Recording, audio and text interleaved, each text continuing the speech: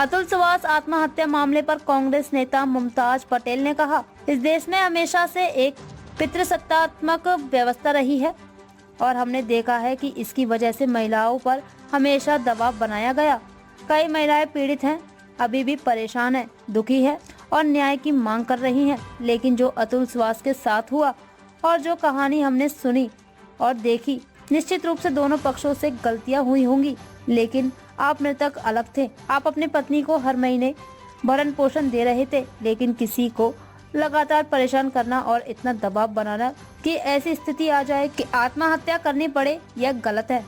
सांसद है मंडी की कंगना रनौत, उन्होंने एक स्टेटमेंट दिया कि एक गलत महिला के कारण महिलाओं के उत्पीड़न को झुटलाया नहीं जा सकता है। साथ ही उन्होंने ये भी कह दिया कि ऐसे मामले में 99% पुरुषों का ही दोष होता है। बतौर महिला आप उनके इस बयान को किस नज़रिए से देखेंगे?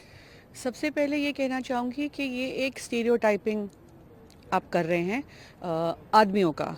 बिल्कुल एक पेट्रियार्कल सिस्टम रहा है इस देश में और हमने देखा है कि इस पेट्रियार्कल सिस्टम के नाते औरतों का हमेशा दबाव किया गया है और ऐसी बहुत महिलाएं हैं जो पीड़ित हैं, आज भी परेशान हैं, दुखी हैं और न्याय का हक मांग रही हैं।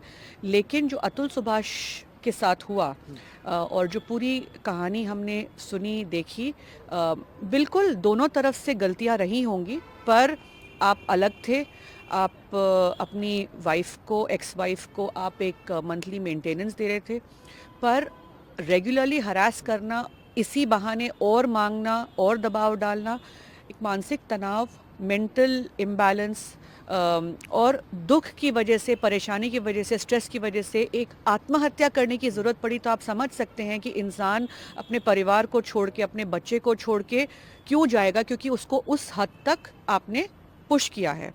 रही बात कंगना जी की स्टेटमेंट, तो कंगना जी तो कुछ भी बोलती हैं, हमने हमेशा देखा है, पर शायद रिफ्लेक्ट कर रही होंगी अपनी पार्टी के लोगों का ही, जिनके ऊपर इतने आरोप लगे हैं। देखते जा रहे हैं कि किस तरीके से उनकी पार्टी के जो मर्द हैं उन्होंने औरतों के साथ जो अन्याय किया है, तो शायद ये देखकर उनको यही बात याद आ रही होगी। पर ये स्टीरियोटाइपिंग है और मैं इसमें ये कहना चाहती हूँ कि ऐसी बहुत औरतें हैं जो न्याय ढूंढ रही हैं, पर कुछ लोग जो इन कानूनों का फ़ायदा उठा रहे हैं और जानबूझ के अपने पतियों के परिवार पे आरोप लगाते हैं, पति पर आरोप लगाते हैं, शायद ज़्यादा कुछ निकालने के लिए, उनकी वजह से ये औरतें रह जाएंगी पीछे।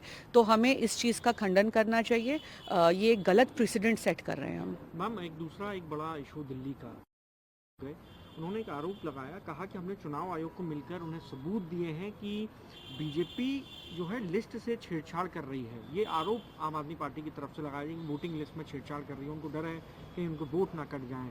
आप कैसे देखेंगे, क्योंकि चुनाव बहुत करीब है? चुनाव आयोग के ऊपर और बीजेपी के ऊपर ये आरोप तो कांग्रेस पार्टी भी लगाती आ रही है। महाराष्ट्र में भी हमने देखा, हमेशा वोटर लिस्ट के साथ छेड़छाड़ की जाती है। बहुत सारे ऐसे चुनाव पहले भी हमने देखे हैं।